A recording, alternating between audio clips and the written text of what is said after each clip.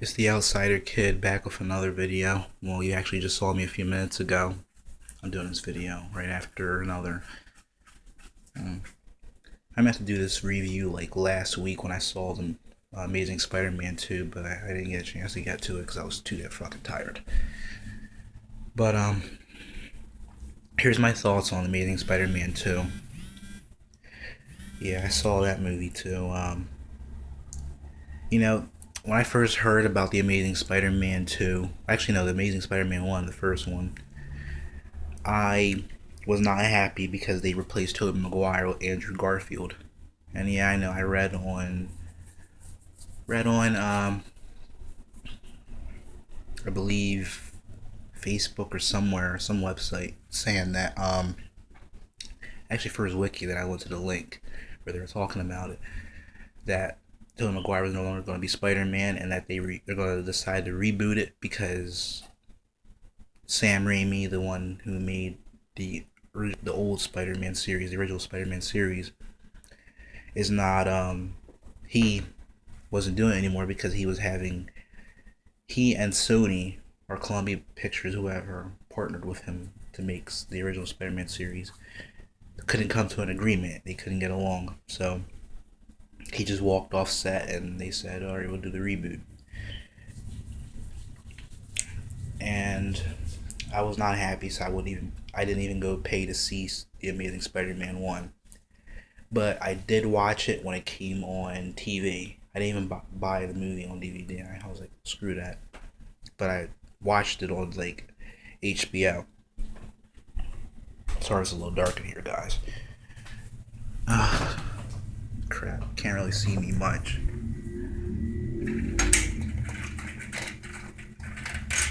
There we go. So I saw it on TV, on HBO, and I liked the movie. I thought it was pretty good, but I still thought that it was pointless for them to do a reboot because, I understand they had to do the reboot because Sam Raimi was no longer doing anything with them anymore until Maguire was not going to be Spider-Man anymore, because I even heard he injured his back in Spider-Man 2. But at the same time, I thought, right, you're telling us that he got bit by a spider again. We don't need to know that.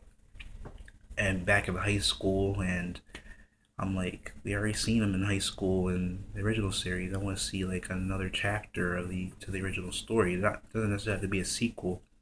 Just do your own movie, but you know, continue on with his life that he's in college and stuff. 'Cause that's where I think Spider-Man 4 was going to head to. That he was in college, and but I liked the movie. That I just still thought it was pointless to do the reboot, and then Amazing Spider-Man 2 came out, and I was like, should I still be putting my money into a movie that that I still think could have had Tobey Maguire in it? And I'm like, I wanted to see this movie, and I wanted to see Captain America. I have not seen Captain America 2 yet, so I have to probably wait till it comes out on DVD because it's about to stop playing soon in theaters. And I hit up my boy one day. It was my birthday, and I wanted to go see a movie. And we were choosing between Captain America 2 and Amazing Spider-Man 2. And I was about to choose Captain America, but it started at a later time. And I don't think my boy wanted to be out that late. So I chose Amazing Spider-Man 2 because it started a little bit sooner.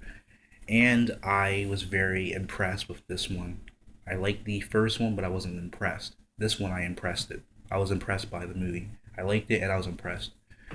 And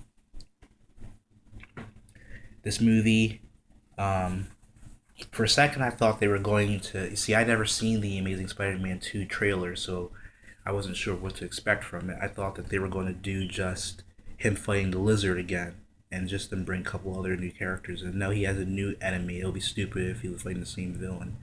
Unless if they're going to have the same villain, bring in a couple other new villains too, so he fights like a couple at a time.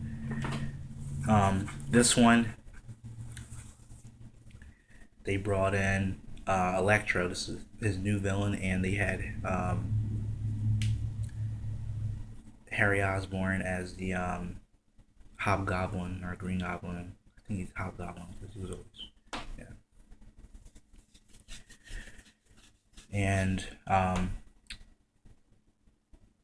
it still has the story between him and Gwen, and Mary Jane's in there. Um, the movie had. I'm not gonna spoil it for anyone. Tell them what happened in the movie, but the movie had fast-paced action. The original Spider-Man series. I never thought I'd hear myself say this, but I like this one better than the original. I actually, at first, I was saying I would not see this, and I like the original better when I didn't even see this one. But now my opinion has changed. I like this one better than the original series because if you guys look back at the original Spider-Man and then look at this one, even the first the reboot, it is faster paced action than the original. The original was very slow paced with action. It really was. I mean, if you look from Spider-Man 1 to Spider-Man 2 to Spider-Man 3, they take a long time and, not that long getting to the action, but you notice in Spider-Man 2 you don't see too many new characters. You only see a few new characters in the second one. You got Dr. Octopus, that's one. You got Peter Parker's landlord, the daughter. And I believe, oh yeah, and also Dr. Octopus's wife. That's only four that I just named. Oh yeah, you also got Mr. Aziz, which is the guy who runs the pizza place. That's five. Five new characters, that's not really that many. And then Spider-Man 3, you have Eddie Brock, who was Venom.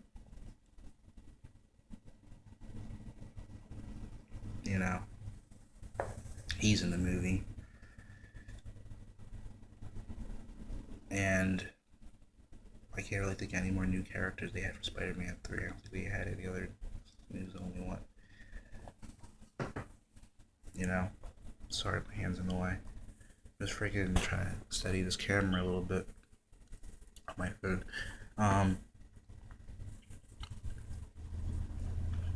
And they were like a little slow in telling the story, First they told the story and then they got to the action later in the first one. And also the second one is more about his relationship with Mary Jane. And the third one's more about his relationship with both Mary Jane, now that they're like girlfriend, boyfriend, and his estranged relationship with Harry. I don't know. I just thought they could have told the story a little better. Even though I'm not taking it away. I'm not going to backtrack and say I don't like it now because I saw the new one. I still like the original series.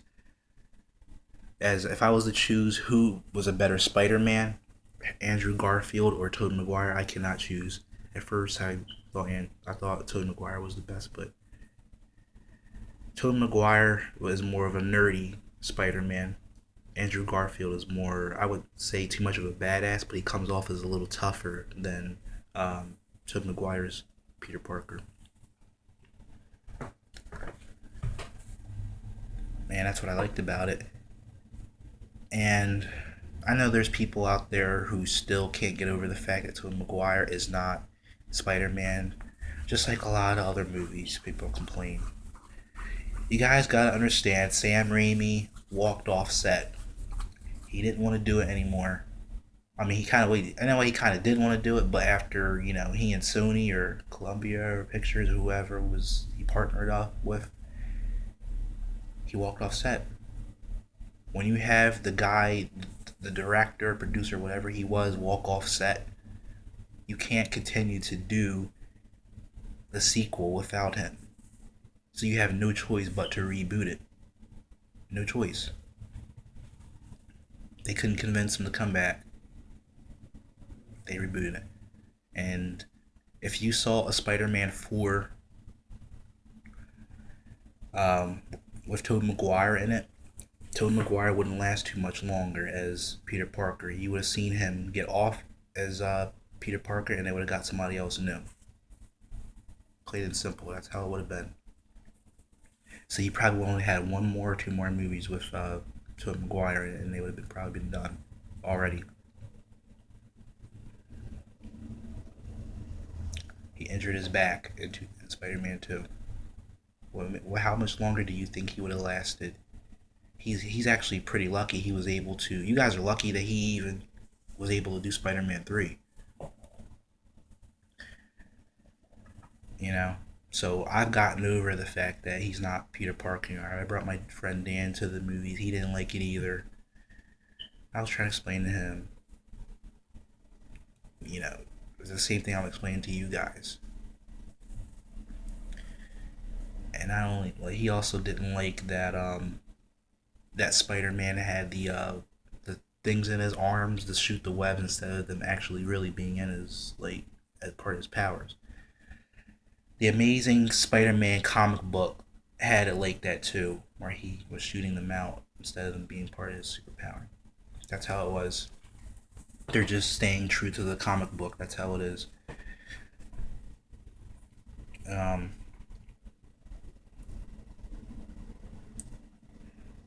Tobey Maguire. I mean, nobody's ever going to forget Tobey Maguire. I mean, the kids are the ones who are not going to remember that, but that's up to the parents to show their kids that Spider-Man and say, before you see the new, I want you to see this one first, and then take them to the new one.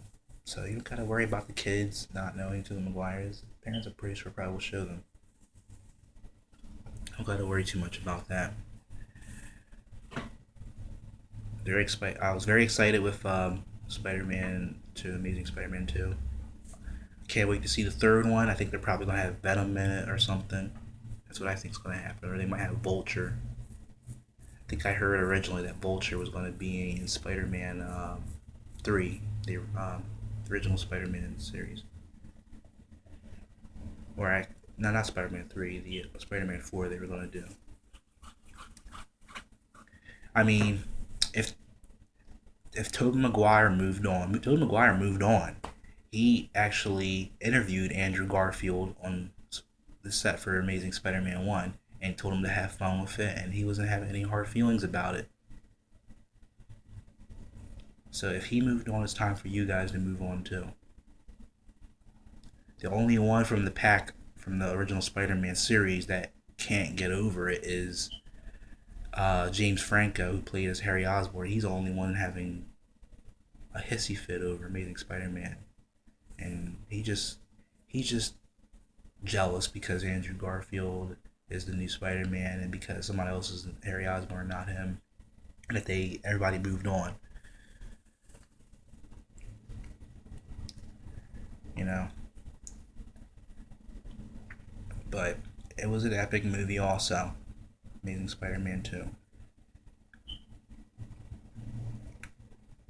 If you haven't seen it, go see it before it's not playing in theaters anymore. It's probably only got one more or two more weeks left in theaters, or they might extend it even more because it's making so much money.